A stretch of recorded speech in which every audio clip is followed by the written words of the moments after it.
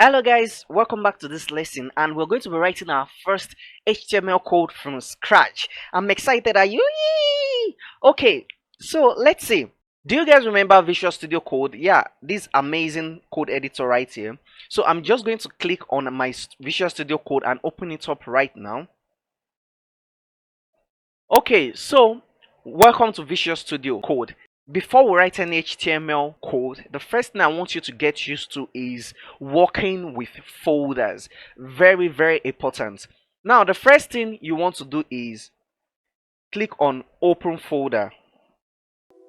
Okay, and I'm just going to come to the place I want to put the folder for my files. So the directory I want to save all of my files in. So for now, I'm just going to come to desktop and I don't have any folder right here. I can just right click and create one, and then let's say new folder. And then what should be the name of our folder? Let's just say HTML or my web page.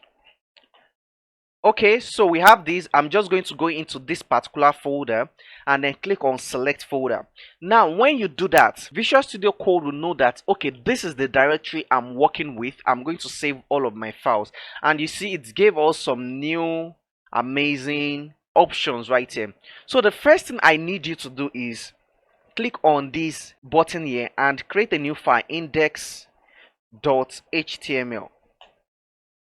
Okay, before we continue, before we write any code, why index.html? Now, most web servers have been configured whenever you go to most websites to serve you the index file.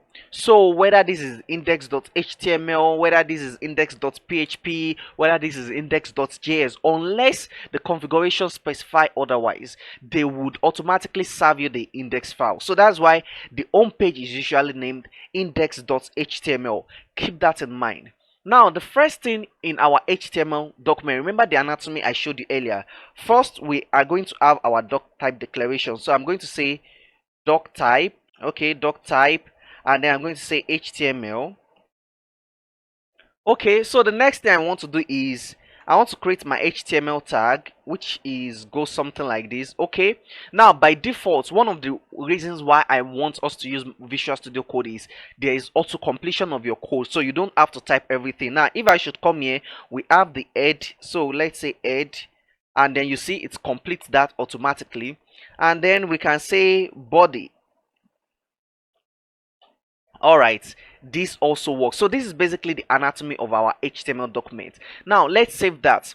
Now there are two ways you can view this. I can just come right here, my web page here, and then just click on this index file and then open it in my web browser.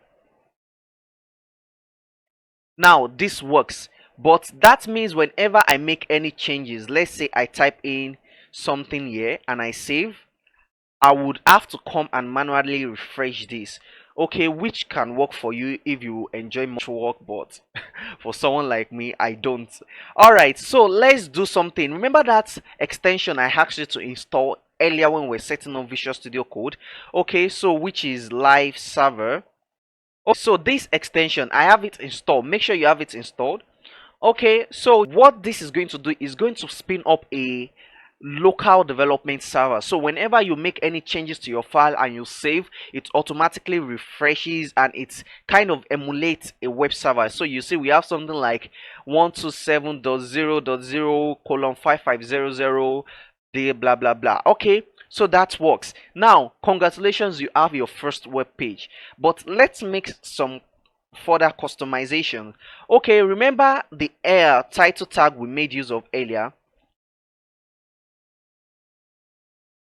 So let's say my web page, and then let's save that. Now automatically that should refresh. You see we have it right here. So you have your first web page up and running.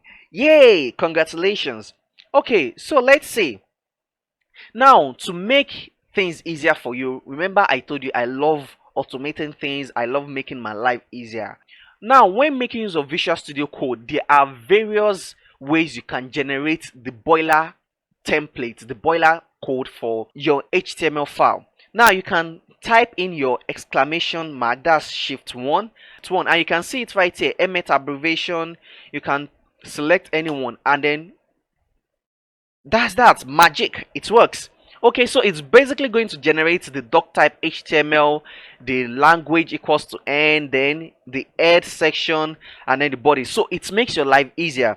Another thing you can do is just type HTML then column 5. So this is going to generate for HTML5 specifically. Okay, this is going to generate for XML, so we are not working with that. Okay, so HTML5, and then that works. So let's rename this again to my web page. Okay, so we should still have the same thing. Aha, it works. So congratulations, you've created your first web page. Now in the next lesson, we are going to be looking at adding content, adding various things inside of our HTML file, and as well as the essential tags that you need to get familiar with.